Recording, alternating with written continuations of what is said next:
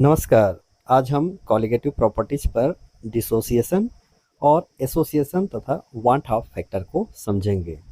मान लीजिए हम पोटेशियम क्लोराइड लेते हैं। यह तुरंत पानी में घुल करके आयनों में बदल जाता है। Potassium chloride gives potassium plus ion and chloride minus ion.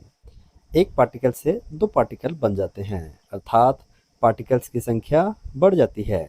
लेकिन इसके विपरीत यदि एसिटिक एसिड को बेंजीन में घोलते हैं तो इसके दो मॉलिक्यूल्स आपस में जुड़ करके एक डाइमर बना लेते हैं। Two molecules become one particle. यहीं से कॉलिगेटिव प्रॉपर्टी प्रभावित हो जाती है। याद रखिए, कॉलिगेटिव प्रॉपर्टी केवल नंबर ऑफ पार्टिकल्स पर डिपेंड करते हैं, ना कि उनके प्रकार पर।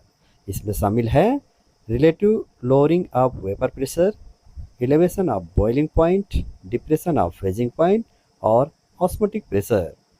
सामान्य सूत्र केवल नॉन इलेक्ट्रोलाइट्स के लिए ही सही हैं, जहां पार्टिकल्स की संख्या नहीं बदलती है।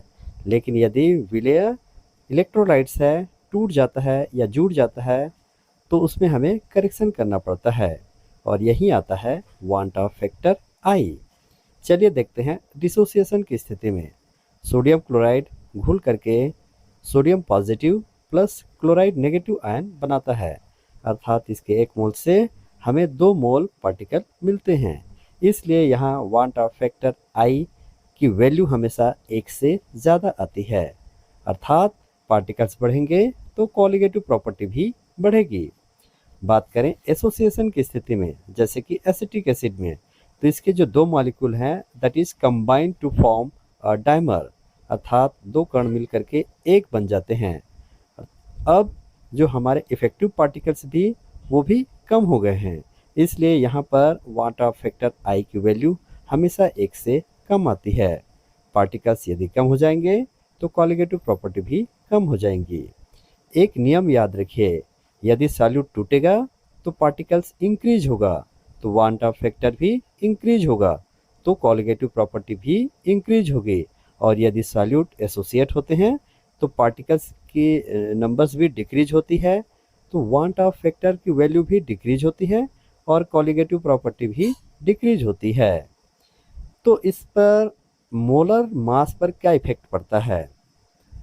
Always remember that colligative property and calculated molar mass is opposite proportionate, अर्थात पोटेशियम क्लोराइड में पार्टिकल्स डबल हो जाते हैं तो एक्सपेरिमेंटल मोलर मास हाफ हो जाता है।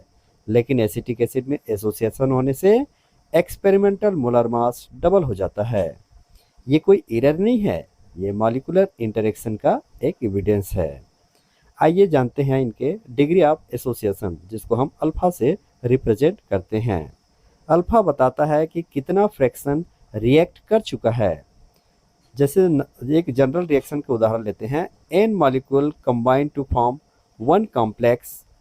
अगर शुरू में 1 मोल हो तो अनरिएक्टेड की स्थिति में 1 माइनस अल्फा, और यदि एसोसिएशन हो गया तो अल्फा बाई एन, तो टोटल मोल्स होंगे 1 minus alpha plus alpha by n. इसलिए यहाँ पर van't Hoff factor i it is always equal 1 minus alpha plus alpha upon n, और रीअरेंज करने पर हमको प्राप्त होता है alpha is equal to n into 1 minus i upon n minus 1। यह एक बहुत महत्वपूर्ण फार्मूला है। अगर मान लीजिए 100% डाइमेराइजेशन होता है, तो अगर alpha equal to 1 to i equal 1/2 and after complete dimerization the van't Hoff factor is half.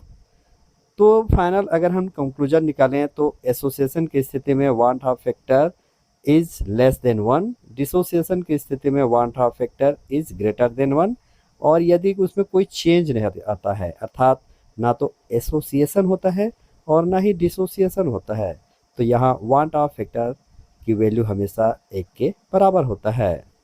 बस यही कॉन्सेप्ट न्यूमेरिकल और थ्योरी दोनों में काम आता है। Thank you.